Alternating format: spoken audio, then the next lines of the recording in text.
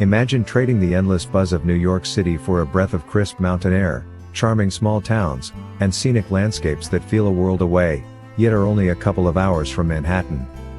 That's the magic of an upstate New York weekend escape, where the pace slows down but the experiences dial way up. Whether you're a nature lover, foodie, art enthusiast, or just in need of a break, the Hudson Valley and surrounding lake regions deliver everything you need. Start in the Hudson Valley, where rolling hills cradle vineyards, farm-to-table restaurants, and historical estates like Vanderbilt Mansion and Olana. Explore quaint towns like Beacon and Hudson, where local boutiques and galleries reflect the creative spirit of the region. If you're craving outdoor adventure, head west to the Catskills or north to the Adirondacks. These mountains are laced with hiking trails, waterfalls, and panoramic viewpoints perfect for leaf peeping in the fall or snowshoeing in winter.